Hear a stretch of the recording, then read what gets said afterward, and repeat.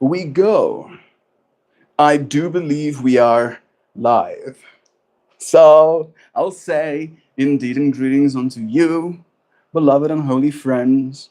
Thank you for joining me again on another conscious evolution. Another opportunity for us to consider today's centering thought.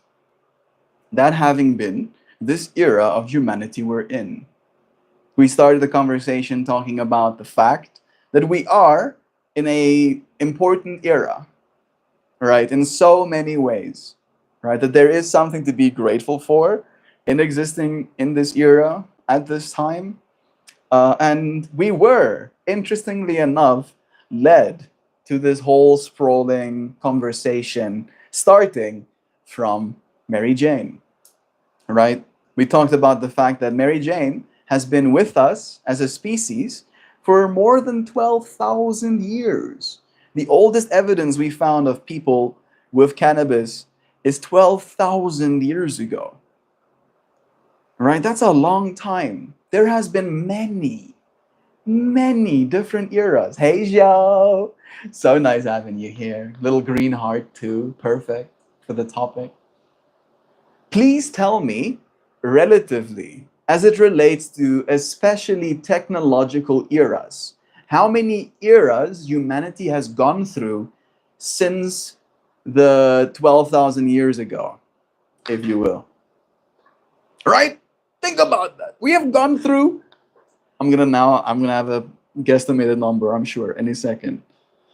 The Neolithic age, the Mesolithic age, the Neolithic age, the Chalcolithic age, the Bronze Age, the Iron Age, the Middle Ages, the Renaissance, the Industrial Age, the Machine Age, the Atomic Age, the Space Age, and now we're in the Information Age. And now we're entering, as Joe said, the Technological Age, right? Because sure, you can say the Industrial Revolution was technology. You can say that. You can say the machines, right, that we built for the industry, technology. You can say our ability to build nuclear machines, right, technology. You can say when we figured out how to go to space, technology. You can say our information age, right, our computers, technology. But the age we're entering now is accumulation, right? All of this stuff has been technology, technically, right? All of it. Literally since day one. Since we freaking put a piece of stone on the end of a stick and killed the dude with it. That was step one of technology. I'm sorry. Excuse me. You can't take me anywhere.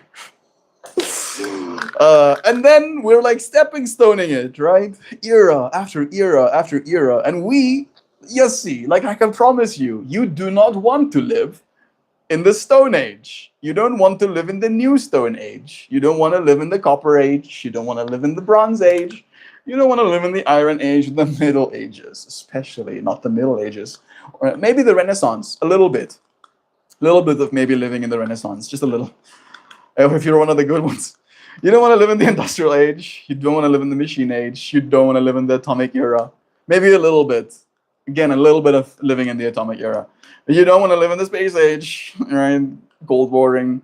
You do want to live in the Information Age we're in right now. You want to live in the Technological Age, right? And now we are entering technically a new age, I think. We are entering a new age where that age is all of our technology combining, right? Like we have a lot. We have a lot of stuff, right? We know more than we're supposed to, technically, as a species, already. And now we're developing artificial intelligence. And alongside that, we're developing quantum computing. And alongside that, we're developing synthetic biology with CRISPR and RNA gene editing. And alongside that, we're developing blockchain technology and the true decentralization of our entire financial systems. And alongside, we're developing ourselves. Despite all of this change, right? It's your era. Have you thought about that? No. Bet you didn't. This is your era. You're here for a reason, right? You are empowered more than literally all ages of humanity combined could wish for. You alone, numero uno, are more empowered. I believe. Maybe this is a little bit of an overestimation. No, I stand by it. You are, right? At least as it relates to our ability to like actually have an impact, have an input into reality. You are more empowered than all of those people before combined. Combined. Hitler couldn't just start up a live stream and technically be able to reach the entire humanity. Right? That would be like that's new era shit. That's some new era shit. Living in the future. This is the technological revolution. It's true. Revolutionizing everything. Revolutionizing life. What does a revolution of life look like? Because I think that's what we're going through, right? We will literally have our lives revolutionized. Revolution in life, often termed personal transformation, yada yadas, self-reflection, goal setting, embracing change. Oh yeah, continuous learning, absolutely. Resilience and adaptability and support systems.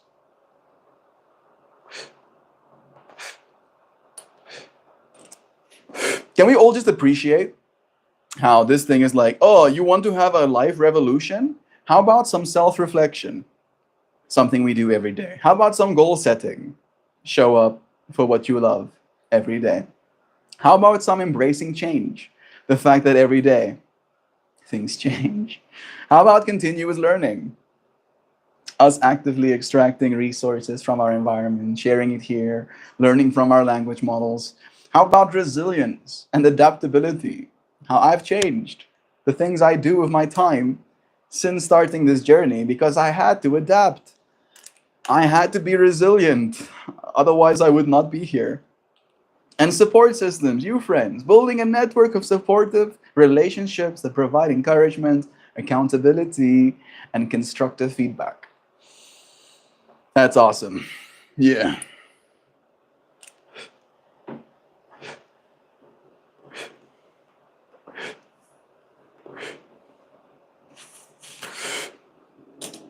Yep. That was a lot.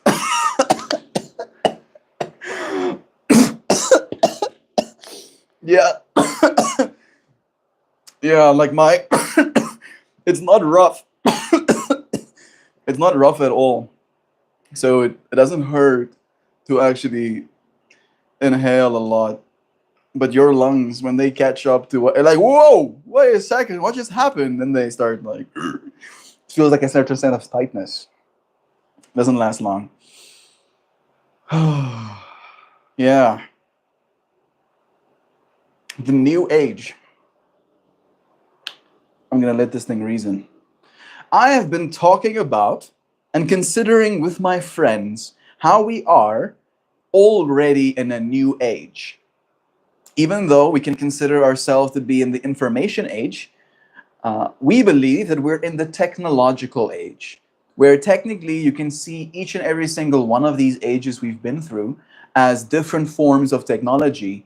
We are finally in that era of humanity where all of our technology is becoming symbiotic, where our robotics and our AI and our gene editing slash synthetic biology and our blockchain technologies and our old financial systems basically being integrated and our governments actively changing. We are at the precipice of a new age for humanity. I want you to help me imagine what that new age is going to look like. You know me, I am ever the optimist. So let's keep it lighthearted, because it is very easy to look at the current state of reality and come to a conclusion that things are going to get worse. Maybe they'll get more uncomfortable before they get better, but I do believe in an age of abundance and prosperity for humanity, especially if we actually utilize our robotics correctly. So help me look into this as a perspective. I would like your wisdoms. Hey, Galvany Goo. I was thinking about you bunches yesterday, bro. And here you are. Like clockwork. I love you, bro. It's nice having you here, Gabs. Skubabo, bippity bob Gab. So much love. Imagining a new age. Reasoning for 10 seconds. Thanks for thinking of me, my friend. Love you. Always, bro. Never more than a thought away, right? We can just hold in our mind each other lovingly. And then love is true. Can you hear me? For some reason, this tab is called Can You Hear Me? Imagine waking up in a world where technology isn't just a tool you use, but a part of you. Imagine that. Can you? Skyo, skyo bow, flogger lee, slim up, dear friend Sharp. So much love. Yeah, in this new age, every element of our daily lives is interwoven with symbiotic technology, creating an ecosystem that elevates human potential rather than depleting it. Yeah. Like, and this is one of those scary things, right? Is it scary to you to be a part of the new era of humanity where you can become a semi synthetic human being, right?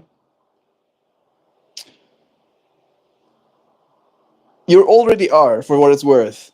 You know, you might be like, oh, Melt, no thank you. Actually, I will not be having any cyborg. Too late. Too late, sucker. You already are a cyborg. No, Melt, listen, I don't have any implants. You don't need any implants to be a cyborg. You just need to be technologically augmented, which you are. You are technologically augmented, right? You versus, like, you with a cell phone and internet access versus a Stone Age human are like God in comparison, right? If you both were to be left to your devices, right? Let's say you have some sort of wormhole tech so you can portal through to our internet, and then you can just take a single cell phone with you, right? And then you get dropped in the Stone Age. And there's like a hole, like maybe you cut the earth in half, and then you leave the normal Stone Age humans to themselves, and then you get to be the one human on earth with a cell phone, right? The way reality will change in your quadrant of the world, right? Like it'll be unfathomable how much more powerful you are, right? And that is where we are. You are that power. Like again, it's again a matter of distribution because the superpowers, you know, can spend $2 billion for a plane that can shoot missiles at you from kilometers away, right? And in that way, we again feel very powerless and insignificant in comparison. So it is always this cat and mouse game of relatively, the more powerful our species becomes collectively, the less significant the individual's power is to try and hurt that system. But on an individual level, the more powerful that person becomes to change their lives and to change the lives of other people around them as well. Right. And again, it is a matter of access, which I feel like is the problem as well. Like we need better access. I just moved to it. I just moved to a new place, same city, new era for Gabadygoo with gigabit internet. You see? Access. That's some thickum access, right? Like if you, for instance, could only see things on the internet by small jets of water. Imagine instead of you having pixels on your screen, you have small little jets of water that can squirt liquid into your eyeballs. Yes, let's imagine that. I'm sorry, I don't know where I'm going. I know exactly where I'm going with this. In fact, Goo now has fire hydrants. That's where I was going. Goo now got the fire hydrants of the interwebs, right? Absolute bow blast in his eyeballs as fast as he wishes. 4K right now, thank you. No way. I don't want any. For 1 second waiting, that's too much. That is 1 second I'll never get back. whips, whips the internets. Dude, that's awesome. It really is. I created a character for a game that has a black market broken cybernetic implant that shorts out sometimes and causes magic instead of technology. Are you playing Shadowrun? That sounds like some Shadowrun stuff. Oh, my eyeballs. I'm sorry, Gobs. There's definitely something wrong with me. Like, what normal person proceeds to try and normalize, understand the dice? Yes. A fast interwebs. Yes, jets of water blasting eyeballs. That's the only logical way. All right. I'm going to now go down this rabbit hole of harmonious integration. The second point is abundance and empowerment. The third point is a light-hearted look ahead. Cool. And then it gives us a nutshell as well. Soak it up. Soak it in, Gubs. Yeah. Yeah, I don't know if my stream really is justifiably 4K enough. I just pushed a button that's called retouch. I don't know if it does anything for you, friends. Do let me know if you can see a difference. Does it make it better? YouTube gives me that button. It doesn't give me any of the other like green screen buttons in this tab. I don't know why. It doesn't really make sense. Yeah, and like I thought about it for a second, but I'm like, I'm literally using the same app. If I turn it sideways, it stops working, and that doesn't make any sense. Like, why are you like that? All right, I'm gonna come back to it. A harmonious integration. That's like one of the things, right? Imagine we're integrating with tech and we still have those like, oh, why is this like this? I do believe that our future tech will be a lot more open source ish because your software will be adaptable and basically self-aware at the point that we're like technologically interconnecting ourselves and stuff. Your software is going to be like, oh, wait, you don't like that? I can change that. That's easy. It is the way that you expect it to be. Symbiotic technology. Yeah. Picture a society where robotics, AI, synthetic biology, blockchain, and even advanced financial systems operate in concert. I think it is like paraphrasing my words a little bit hard on that one. Devices learn from you, anticipate your needs, and adjust in real time. And again, I can literally feel you being uncomfortable by the whole fractal of like, and I'm projecting because I can feel myself, of course, uncomfortable with the idea of being constantly monitored, right, by a system that is trying to uh, anticipate my needs. Because again, right, imagining it from a purely capitalist system, we don't want something trying to manipulate us into wanting things that we don't think we need, right? And like that need to want ratio is going to get very blurry because it's going to be a matter of this thing anticipates your needs and then presents you with something you want, right? And then it's like a matter of trust again. Like, can I trust this system to actually have my best wishes at heart? In a purely advertising model, probably not. With blockchain, there is some accountability at least, right? You get to own your data potentially, right? You get to actually be somewhat the beneficiary of some of the bullshit. Okay, again, right? This is the hopeful future, of course. Symbiotic technology. And adjusting in real time. Think of your home gently dimming its lights and adjusting the temperature and preparing your coffee, all coordinated by a digital assistant that is as intuitive as a best friend. Yeah, aware. Software that's aware. Human centered innovations. In this era, technology is designed to empower creativity and foster human connection. Of course. It doesn't say human connection, it says human well being. But human well being thrives directly correlative with human connections. Rather than spending hours on mundane tasks, people can devote their time to art, innovation, there it is, and deeper human connection. Education, healthcare, and even legal services, yeah, I should have mentioned that one too, become nearly free and universally accessible through AI driven platforms, unlocking a world of opportunity for everyone. Abundance and empowerment, economic and social abundance. With automation and intelligent systems handling repetitive work, the labor market transforms. Traditional jobs may be Traditional jobs will give way to a new spectrum of creative and strategic roles.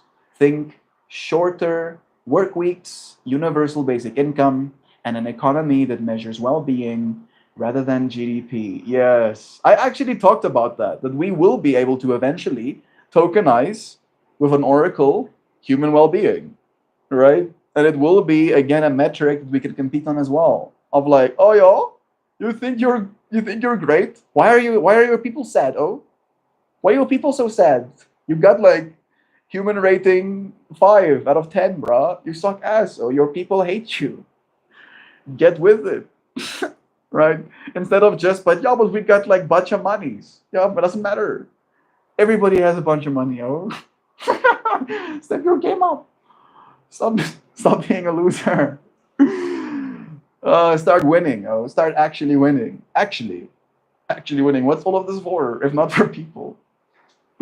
So stupid. I'm just like poking fun at the system. Yeah, poking.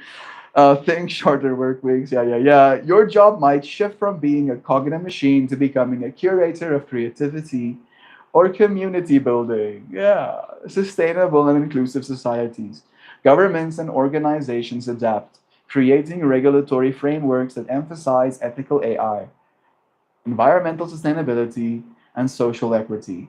Our cities evolved into smart green habitats where data flows as freely as air and innovation is shared globally rather than hoarded. Yeah, again, cool thing about decentralized systems, right? For instance, and I know I am on this train. I'm on the train. I can't get off of it. I also don't want to get off of it, right? I like where it's going, but platforms like Cardano, they have papers, right? They fund universities all over the world, and then people that want to learn about blockchain gets to go to those classes that are sponsored, right, by blockchain technology to actually learn.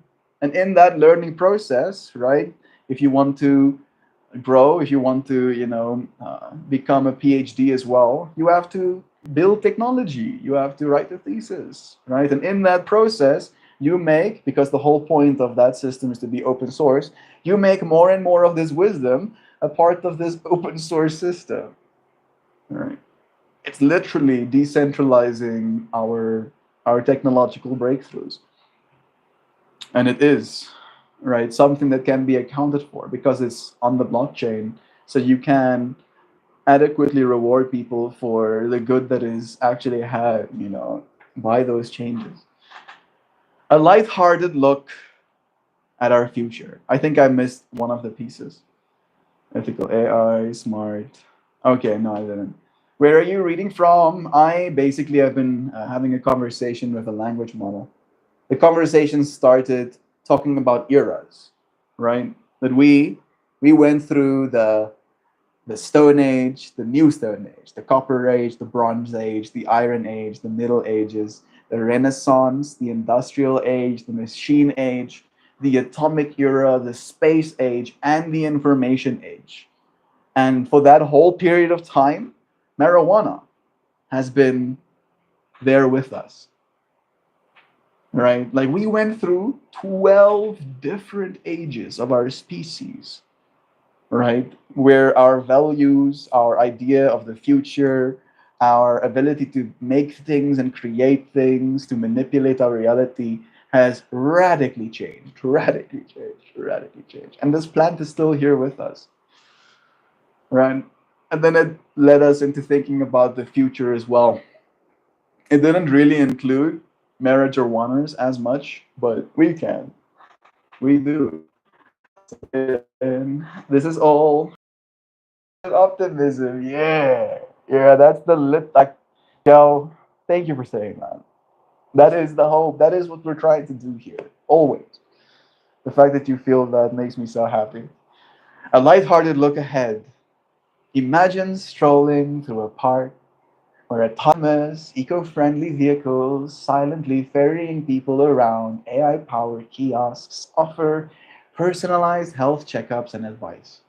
Your neighborhood might host an annual robot and ramen festival, celebrating the friendly, helpful machines that now serve as community members and maybe even crack a joke or two. A revolution of life in this new age is not a sudden, dystopian upheaval, but rather a gradual, transformative evolution, a shift towards a world of abundance where human ingenuity is amplified by technology that respects our values, nurtures creativity, and promotes overall well being. Yes, there may be moments of adjustment and few quirky mishaps. Imagine a robot barista that sometimes gets your name hilariously wrong. Nice save, ChatGPT. But overall, the direction is one of hope, inclusion, and boundless potential. This optimistic vision of the future draws on the ideas from thought leaders like Klaus Schwab, nice, and innovators at DeepMind, nice. They're like basically the dudes who did AlphaFold, I think, as well, who remind us that while the journey may have its bumps, the destination is one of collective prosperity and radical human flourishing. Radical human flourishing. Doesn't that sound sick? Huh? Humans, not flourishing, radically flourishing, right? Just absolute exploding with hope, exploding with motivation. That I feel like is the thing that our species lacks the most, right? I think we have enough hope, right? But that true motivation, that true energy, that drive to get up and do something, to live life, right? To change reality. I feel like that's the thing that our souls are missing. And I think again, if you think about the system as it is right now, it's clear that that system steals our soul energy, right? Some people have the whole conspiracy theory of we're in some sort of soul prison and entities are eating our negative energy, right? So they want us sad here. I think it's more a matter of a cyclical evolution, right? Like as you're evolving, you're also becoming a part of the cycle that you're trying to evolve past. There is like a chaining, like blockchaining, right? A proof of work. It's proof of work, literally. Reality is proof of work. You are proof of the work you've done your whole life, right? And the fact that there is coherence, the fact that you think you are, means that there is some sense of linearity in that, right? Where there is a start and then there is a present. And then there is, with the work you're doing, day by day, breathing, eating food, using energy, you continue stacking block by block going forward. It's so cool, this era that we're in. I can't imagine how it will change the world anymore. I used to. I used to think about it a lot. At this point, I am willing to admit that it's going to change so much that it's pretty much impossible for me to really imagine what it's going to look like. I think a part of us will try and hold on to the familiar, right? Because again, the change that I'm imagining is that our reality is going to remain relatively the same, right? Maybe we'll build cooler buildings and we'll make better roads, ideally public transportation as well. And maybe our houses and our internal spaces will be augmented a little bit. But the real change that's going to happen is going to be the experiential, right? The stuff that's happening behind your eyes level. That stuff, woo! That stuff is going to be like I don't know how to understand my future self, right? I'm trying to understand my future self so I can know what actions I'm supposed to take. And that future self of me keeps letting myself know in this present moment, referring to my past, that I need to learn. I need to learn, because that's going to be the thing that empowers me to help build the future of abundance, right? I am radically, I am radically, I am ready to radically thrive, right? Fuck yeah. Sorry for my profanities. But yeah, radically thriving, sign me up. I'll have someone radically thrivings, please. Me first. Yes, please. Thank you, eye cells. Thank you, brain cells. Thank you, all my cells, for keeping me alive. So what have we learned? My eye is made of cells. The image is flipped until my brain unflips it. It's true. It is true. So cool that if you stay upside down for long enough, your brain will flip the image again, right? If we suddenly, for some reason, built ourselves a super suit, but the way we mounted into it was upside down, our brain eventually would just autocorrect for that audality, being like, oh, that's weird. We're upside down all the time. Guess we're upside down all the time. And then just switches your vision to being upside down now. Isn't that bonkers? Doesn't that melt your brain a little bit? To me, it's extremely concerning. It concerns me. It concerns me on a visceral level where it's like, why does your brain know how to do that? There's no reason. There's no like logical reason to me where it's like, oh yes. Other than like space travel stuff. But even then it doesn't make sense. I'm gonna stop thinking about it. Remember, the thoughts are like the fireworks. You initiate a lot of things, but energy is hidden. It's true. Energy is largely hidden.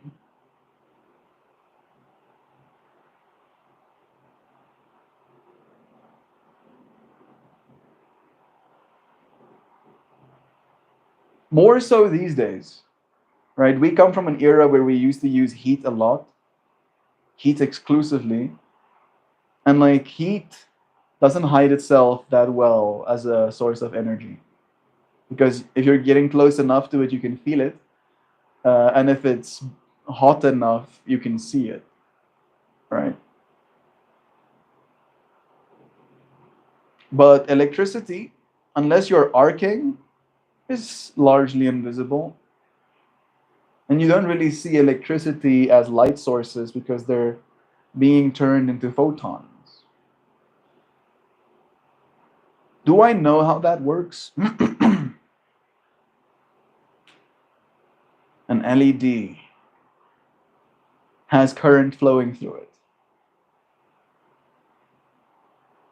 Does it strip electrons from the air and then fire them out? I don't know. I'm gonna ask. How does an LED produce light?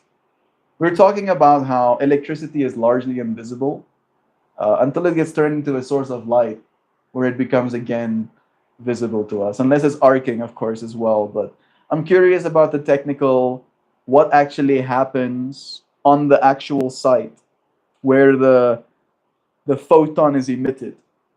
How does that happen? How the hell does that happen? Do you know? I don't know how that happens.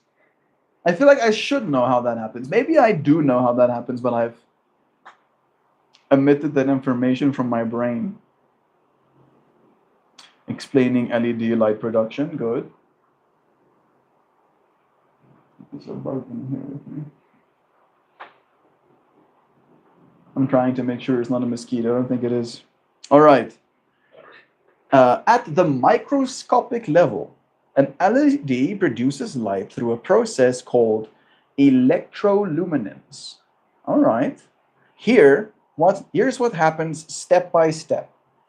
At first, there's an injection of charge carriers. When a forward voltage is applied across the LED's PN junction, Electrons are injected. So I was kind of on it. Electrons are injected, are, that says injected, from the n-type region into the active region, where holes are injected from the p-type region. I don't know what that means, bro. I don't know if that makes it any clearer. You're gonna have to be a little bit more specific and detailed, because like you're using words like p and n junction, and I don't know what that means. You need to give me some explanation, please. I'm like starting to realize why my teachers didn't like me. uh, I'm joking, of course. I liked some of my teachers. The teachers that I liked seemed to like me for some reason. Almost like that's how it works. Remember, the thoughts are like fireworks. I'm capable of being absolutely wonderful one moment and absolutely nasty the next. That is the dichotomy of the human experience, Hoopy. Right? That's what makes us people. Right? Is the fact that we're both. We literally are the infinity, right? The as above, so below walking around. All right. This seems to be a little bit even more clear. What are p-type and n-type semiconductors? Semiconductors are materials like silicon or gallium nitrate, whose ability to conduct electricity can be controlled. They aren't as conductive as metals, but are better. Oh, wait a second. This thing, I understand how light is produced by like a super hot glowing wire, for example, right? Because it's so hot. Do I understand? Maybe it's so hot that the molecules are vibrating. So it's so I can see some of the infrared radiation. I need to keep learning. Then there's also they aren't as good. Okay, then there's also doping. To change how semiconductors conduct electricity, we add tiny amounts of other elements. That process is called doping. In n-type semiconductors, the negative type, the material is doped with atoms that have extra electrons. Think of them as extra negative charges. Imagine having a bag of marbles where most spots are filled with extra marbles as in electrons. These extra marbles are ready to move around. With the p-type semiconductor, the positive type, in this case, the material is doped with atoms that create holes. They are electrons that are missing. These holes act like positive charges. It's like having a bag of marbles with several empty spots. These empty spots can move around as nearby electrons fill them, leaving new empty spots behind. Yeah. The p-n junction is when they join the p-type semiconductor with an n-type semiconductor. So one of them has extras, having a bag of marbles where most spots are filled with extra marbles.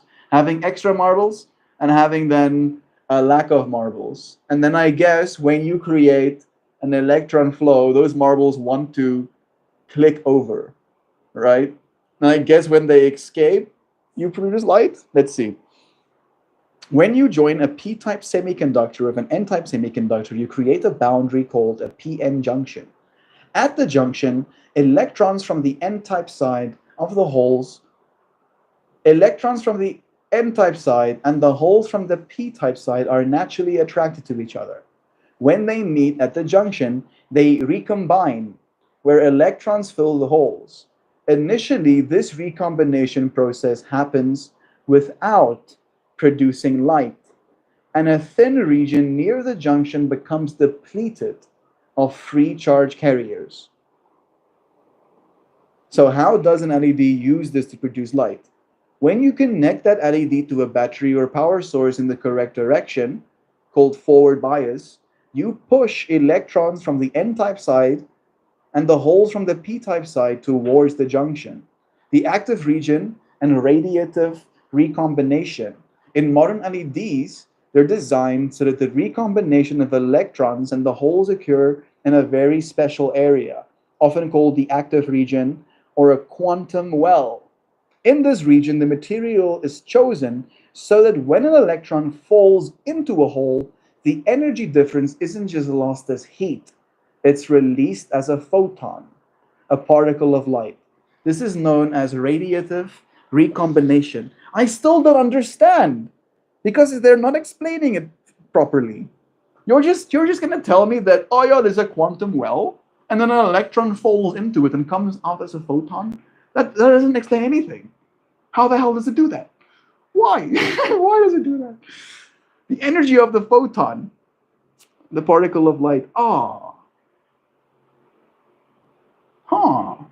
Maybe the electron is like frequencying so fast that it can't be seen, right? Again, the invisible energy thing. And then when it falls into the quantum well and it like comes back out, maybe it slows down the frequency and then it's actually in the visible spectrum.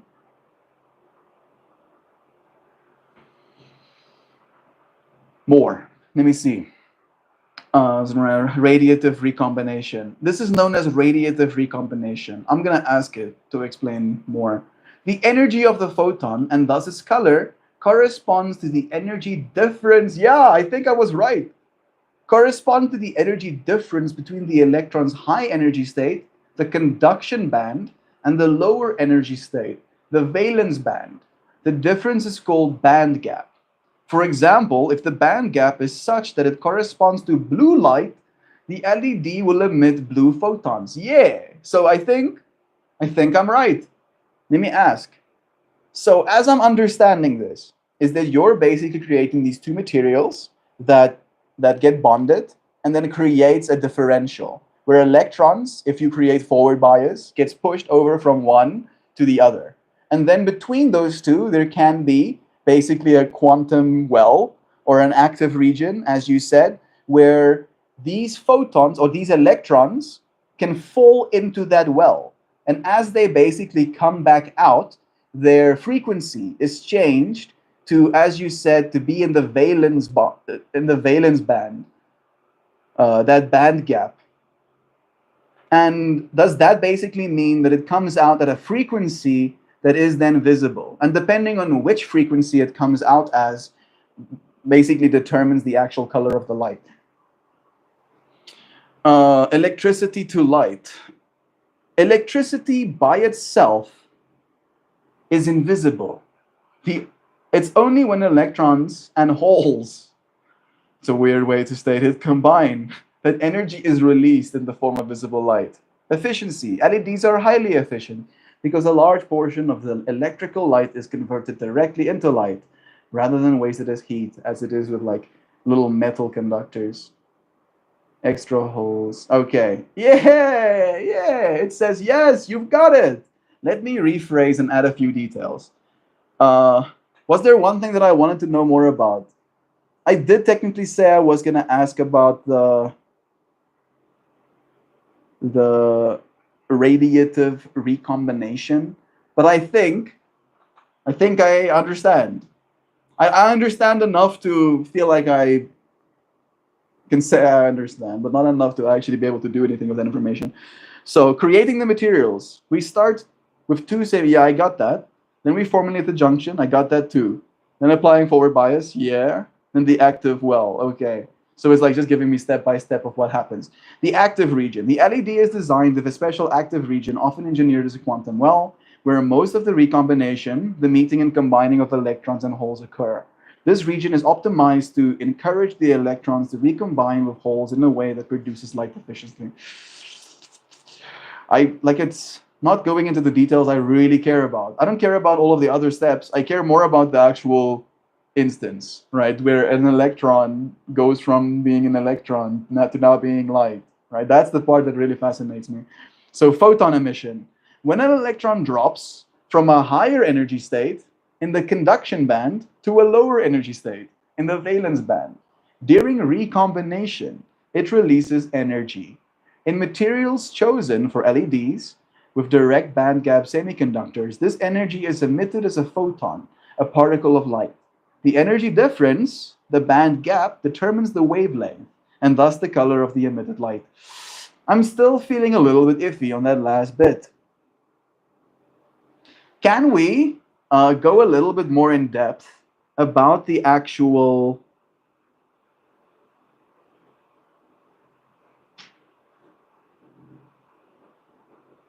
I'm gonna have to restart this photon from a higher energy state. Yeah, recombination.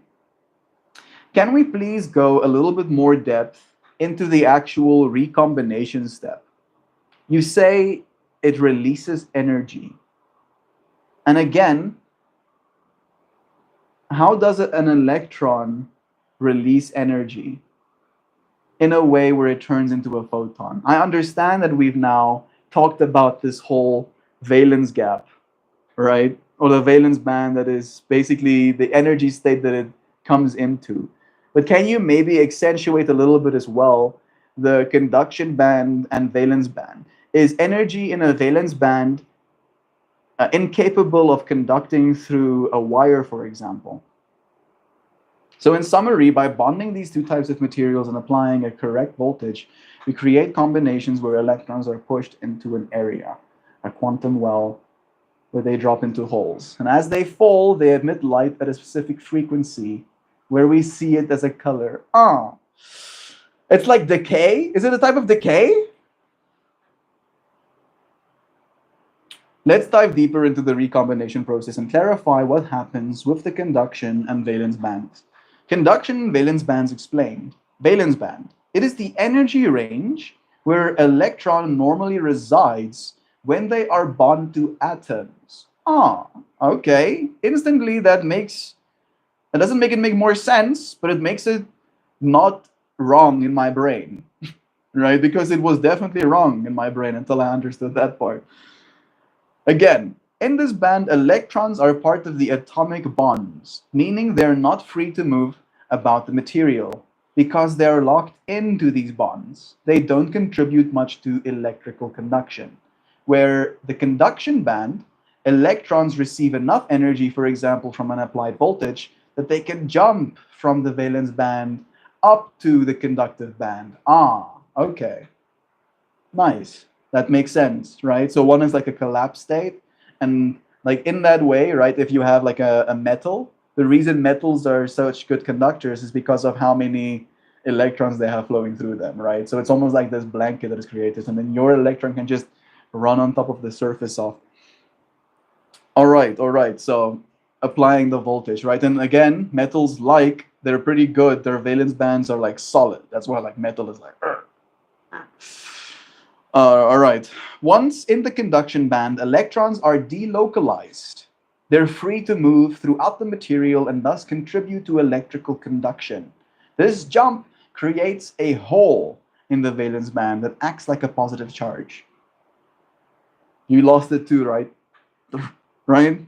Tell me how I'm going to read it again. When electrons receive enough energy, as in with applied voltage, they can jump from the valence band up to the conductive band. Once in the conduction band, electrons are delocalized. They're free to move throughout the material and thus contribute to electrical conduction. This jump creates a hole in the valence band that acts like a positive charge. Okay, I guess I get it. It's like you put in the electricity and then it jumping up, it creates like a well for it to like want to collapse into if you remove the voltage, I guess. The recombination phase, the excitement and creation of free carriers. Under forward bias, when a voltage is applied, electrons in the n-type semiconductor gain enough energy to be injected into the active region. Similarly, holes, which are simply the absence of an electron from the n-type material, move towards this region. The recombination at the active region, the quantum well. In the specific engineered active region, often set up as a quantum well, the electrons in the conduction band and the holes in the valence band meet. When an electron falls from the conduction band into the valence band, essentially filling a hole, this process is known as recombination. All right. So the way I'm now imagining the light being emitted is that there again is like this this extra, and then there's this lack of, and then an electron is applied, and then it jumps over, and then as it reaches this hole, it like creates friction, right? It like hits the hole before it like properly clicks into where the hole is supposed to be. Like, you know, you like shoot a pool. I'm gonna see if I understand better. The energy released is a photon. The key here is that the energy difference between the electron's initial high energy state. Ah, okay. Here comes some clarity. In the conduction band and its final lower energy state in the valence band is not wasted as heat, but instead is emitted as a photon. This process is called radiative recombination. They still aren't telling us how it works, though. They're like, this is what happens. They're like, this electron jumps this well, and then it like basically loses energy in that jump, essentially, and then it recombines as a valence band, right? Which is like wants to be a part of the metal, essentially, and then in doing so, it releases photons. Why? Why does it do that? Why does it do that? Maybe because it loses energy. It has to. It has to do that. That's why. Yeah. Energy cannot be destroyed or created. So it has to. Because it has to jump that gap. But why does it lose light as energy? That doesn't make any sense. My brain is melting. Why can't the electrons in the valence band conduct? Because they're tightly bound electrons. Electrons in the valence band are tightly bound to their atoms, meaning they don't have the freedom to move through the material. That makes them poor conductors of electricity. Conduction band electrons are free. In contrast, electrons in the conduction band are no longer tied to a particular atom. They're free to flow under an electric field, which is why they're responsible for electrical conduction in a material. In summary, is formation. Yeah, charge, yeah, emission. Still, as an electron transitions or falls from the conduction band to the valence band, it releases energy equal to the band gap. This energy is emitted as a photon. I like understand what they're telling me, but they're still not making it make any sense. Am I the only one? Electrons in the conduction band are free and contribute to conduction, while those in the valence band are bound. So I feel like I understand everything you're telling me. And maybe it's a matter of me wanting more information than we even have available right now. But I've come to the conclusion that it almost has to, right? As that electron loses energy, as it falls, basically from its conduction, to valence phase, it has to, right? With the whole energy cannot be destroyed or created, it has to emit light. But I'm curious as to why. Why does it emit light, right? And like how does that work? Is the thing that I'm curious about. Is there like a bunch of little molecules that just kind of like spatter off the electron as it falls through its valence band? Like, I don't know. I can't properly visualize what's happening, right, on the actual like atomic level. Can you help me? Sorvina Savage. Meowdy. Oh, Meowdy. Loves to you. Is that you, Mel? Maybe it is, maybe it's not. Love is true. It's nice having you here. Checks out. I fell into a well once and glowed like a Christmas tree. That's hilarious. Thank you, Kristen, for our beautiful goodbye message. Holding you close. This will be the last one. Then I'll let us be, right? We'll stop learning for a little bit. Right? Because again, all of this stuff that I've been talking about is actively happening. Right? If you're looking at the screen right now, that's what's happening. Right? That whole quantum well, electrons jumping, right, from the conduction band to the valence band, right? That's happening right now. That's how you can see. He's forgotten me. It has been a while. If it's been more than like years, then probably, right? I have to say names a few times, even in my own life, for me to remember them. Servina Stardust. Ah, the Stardust suddenly gives me a little bit more awareness.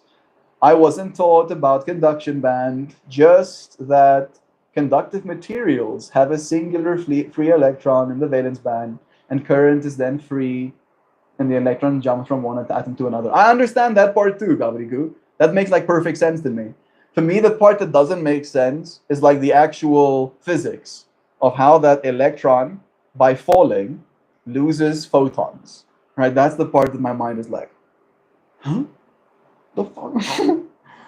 Oh yes, Miari, it's given away to my previous name. Love is true. It's nice having you. We've been talking about some cool stuff today.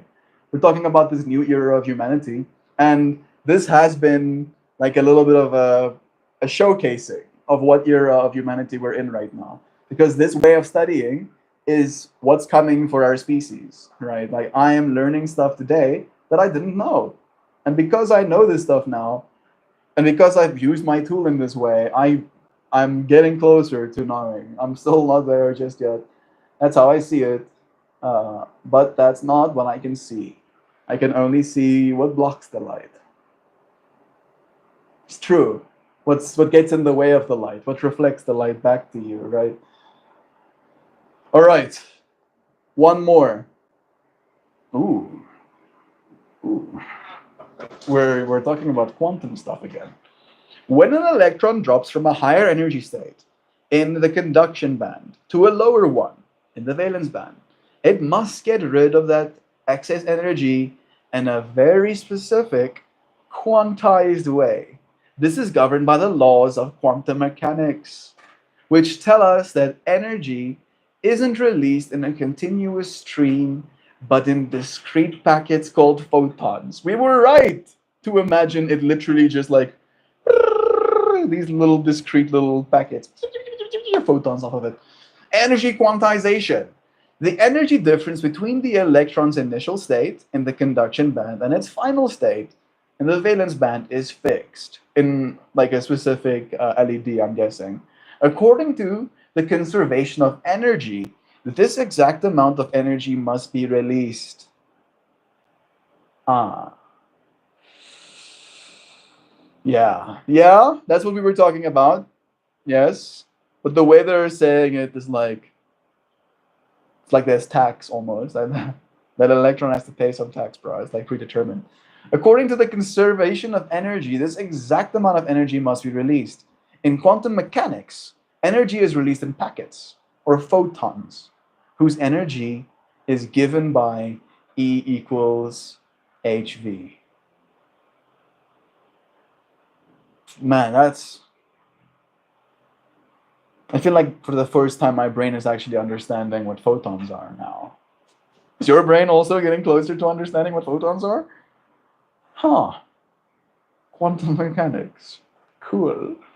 Cool. Energy must be released when things combine. And that is quantized.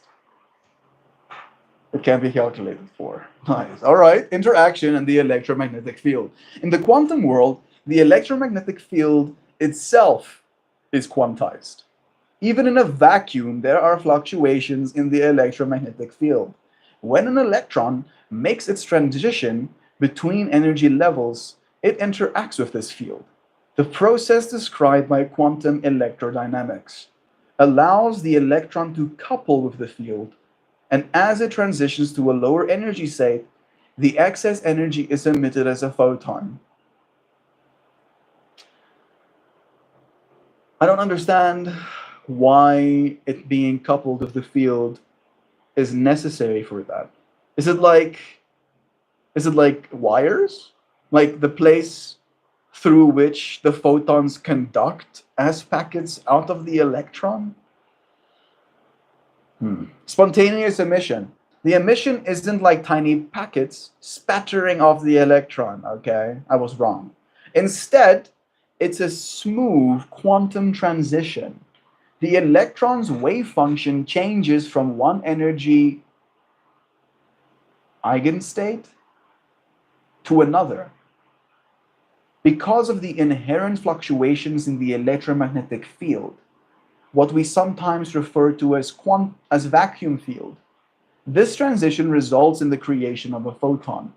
The probability of this happening is given by Fermi's golden rule, which tells us how likely a particular transition is to occur when an electron interacts with the field.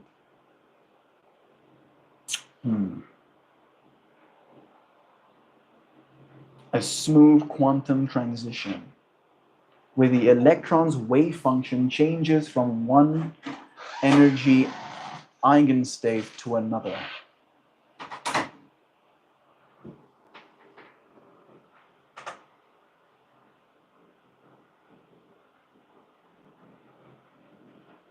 Because of the inherent fluctuations in the electromagnetic field. It's almost like it rips the photon out of the electron. That's the way my brain is imagining it on a subatomic level. It's like there's this field, and then this electron is like falling through that field, and then in that falling through that field, it like takes a photon off of it, right? That's the energy that it's supposed to lose. In LEDs, the semiconducting material is carefully chosen using compounds like gallium nitride, so that the transition from the conduction band to the valence band is very efficient at emitting photons. This is why we call it a direct band gap. In indirect band gap materials, the process is much less efficient because additional interactions like phonons, which are vibrations of the atomic lattice, are needed to conserve momentum. I didn't know that phonons were something. Not photons, phonons. Like phonons, which are vibrations of atomic lattice. That's awesome. So clarifying misconceptions. It's not a spattering of molecules. The process doesn't involve little molecules being ejected. Instead, the energy difference is directly converted into a photon. This is like literal blockchain. Like this sounds like UTXO. This literally sounds like unspent transaction outputs where you cannot you cannot break an electron in half with it losing value in that gap. You have to create a whole new output, which isn't a photon, essentially. The energy difference is directly converted into a photon, a fundamental particle of light. There is no material splatter or loss of mass. It is a conversion of energy from one form, electrical, to another, light. Conduction versus valence band. Electrons in the conduction band are free to move, which is why they contribute to electrical conduction. When they fall into the valence band during recombination, they join electrons that are more tightly bound in the atomic structure. This drop is where the energy difference is released as light. I still don't fully get it, I'm willing to admit, but I understand it significantly more than I did before I went down this consideration.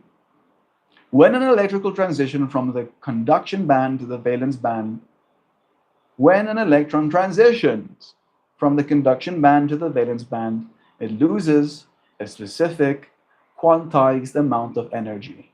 Because energy cannot be lost gradually, but only in discrete packets, this energy is emitted as a photon. This whole process is dictated by the quantum nature of matter and the electromagnetic field, ensuring that the light you see from an LED has a well-defined color determined by the energy difference or band gap of the material. I understand way more than I did. And I feel the part of me that still misunderstands, and maybe you can error correct my thinking if it is in fact flawed, is that there's almost a certain proof of work in the same way as blockchain UTXO model to electrons, where, as you said, like if the energy cannot be lost, it has to be almost this new output, which is a photon, essentially. I'm curious if there is some similarity in these concepts. Mm-hmm. Yo, Joe, yes, the melody, the name gives it away. Best days, friends, see ya. Bless ya. Was nice having you here. One more, last bit. I'm just curious about that last, because I feel like it might not actually be that way. But it feels like our technology is trying to, or accidentally even got to that point. That is an interesting analogy. In both cases, there is a conversion principle at work. With electrons in an LED, the conversion of energy is fundamental law of physics. When an electron falls from a higher energy state to a lower one, it must shed the exact energy difference. And it does so by emitting a photon. This ensures that energy isn't lost, it's just converted into electrical energy. It's just converted from electrical energy into light. Similar in blockchain UTXO models, every transaction is designed so that the inputs, the value you have, exactly equal the outputs when you spend plus any change. This prevents any creation or loss of value without proper authorization. However, there are key differences. The fundamental mechanism. In the LED, the process is governed by the immutable laws of quantum mechanics. The photon emission is an intrinsic result of how electrons behave in a semiconductor material when they combine with holes. There is no external work done. It happens naturally as a part of the energy state transition. Design protocols versus natural law. The UTXO model in blockchain is a design computational protocol to ensure ledger integrity and prevent double spending. It's a rule-based system created by humans for digital transactions. In contrast, the electron's energy release isn't designed by anyone. It's a consequence of the conversion of energy and the quantum properties of the material. Proof of work analogy. The idea of proof of work in blockchain is about performing computationally intensive tasks to secure the network, which doesn't have a direct counterpart in the LED process. Instead, what's similar in the notion that both systems enforce that Instead, what's similar is the notion that both systems enforce that value, whether energy or digital tokens, is neither created nor destroyed in the transition, but instead it is transformed into a new form, a new photon, or a new set of UTXOs. Yeah. Weirdly enough, there is the extended UTXO model, which has like datum and something else attached to it. Can you just tell me quickly about the extended UTXO model? It has datum and another hash attached to it. What does it have attached to it as well that is a little bit different to the traditional UTXO model? Mm-hmm. One more rabbit hole, and I'll be done. I'm gonna be done learning. Dust my hands. I just want to make sure because I should know this. I should be remembering this information. I think it got some spelling incorrectly. The extended UTXO model builds on the traditional UTXO model by attaching extra pieces of data that makes it more extensive for smart contracts, expressive for smart contracts. In classic UTXO models used by Bitcoin, each unspent output essentially consists of a value and a simple locking script represented by a hash, as in how much there is and where it is, right? And that hash is essentially your address hidden, right, as a probably a private key or a public key in that moment, right? And then your private key is the thing that will unlock that hash so that you can potentially move that value if you wanted to. And a simple locking script represented by a hash that determines the conditions under which that output can be spent. And those conditions usually are you have to hold the private key, right? In the extended UTXO model, used by platforms like Cardano, two key additions are made: a datum and its hash, and a redeemer. That's the other one, a redeemer, like something that can take, something that can execute a transaction based on a condition, I think. So the datum and its hash, along with the value and the locking script, a extended UTXO includes a datum, an arbitrary piece of data that is attached to the UTXO. Instead of storing the entire datum on chain, only its hash is stored with the UTXO. This datum can later be revealed and used during the spending process.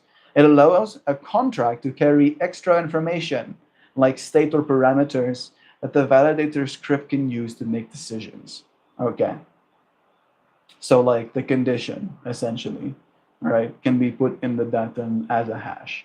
And then the redeemer, while the datum is attached to the UTXO when it is created, a redeemer is provided later at the time of spending. Yeah, it's basically like checking if the conditions have been met for it to be spent, I believe.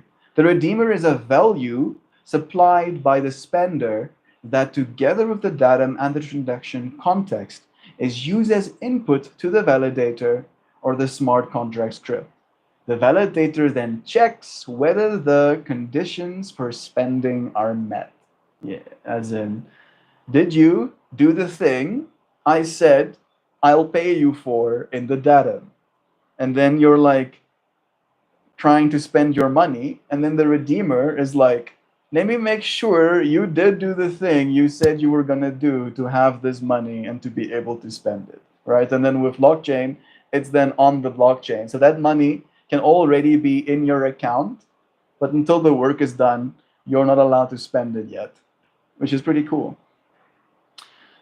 These additions mean that, unlike the traditional model where spending conditions is static, one-size-fits-all script, the UTXO model enables much more flexible and stateful smart contracts. The datum carries additional contextual data, and the redeemer provides dynamic input during spending, allowing for complex logic that can, for example, mimic state transitions. There we go. Yeah. Our brains be expandioso. We live in the new era of humanity. I really do love this conventionally boring stuff. It's so cool. It's gonna change our whole world, right? Like this technology is in the same way, right? The internet was, I think, starting to be developed and be like, oh shit, this is gonna change the world in like the 70s, I think, when it started. In the 70s, right? Now we're in the year 2025, right? 55 years have passed after this technology of internet like really started taking hold. Like blockchain technology, proper blockchain technology, has been since like 2009, right? After the 2008 financial crash. That's how long that's been around for, right? So if you add 40 more years, 40 more years onto that technology, it's gonna change our whole world radically, a lot. And understanding this stuff gives you like a leg up. It allows you to know stuff, right? To not just be that person that's like, oh yeah, the world and stuff. It somehow made doing my dishes easier. Agreed, y'all. I mean, not dishes. Love is true. Thank you, friends, for being here with me, for washing more dishes than you dirty. I appreciate you for joining me. It's 34 minutes past. I'm going to show you the flower again. I'll read you the poem one more time, and then I'll say goodbye. It's so cool that the poem was written with this technology in mind, in part, right? And then it just happened to be one of those streams.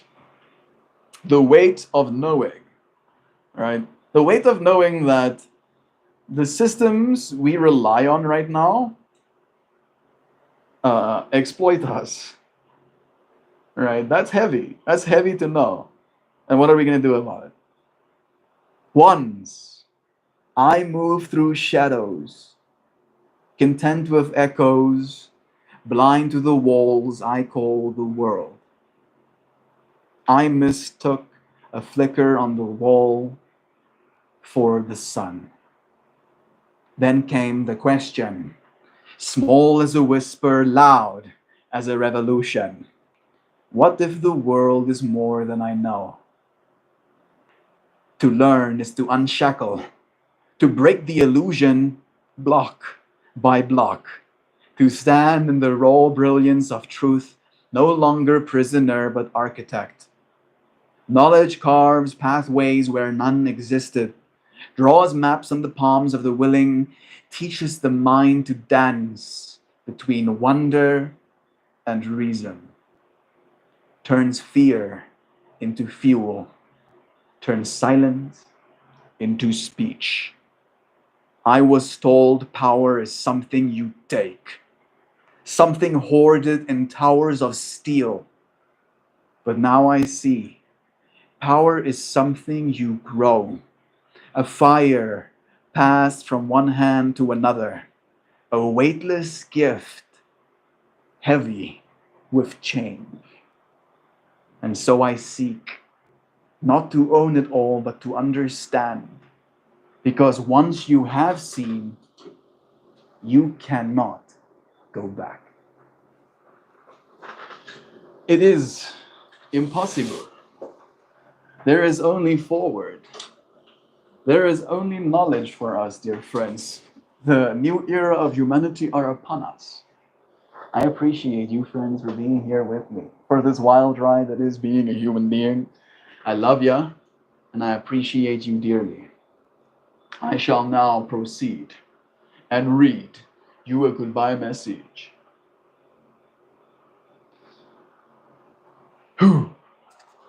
And say, ooh, this thing was falling off of me. Have the most resplendent day, everyone.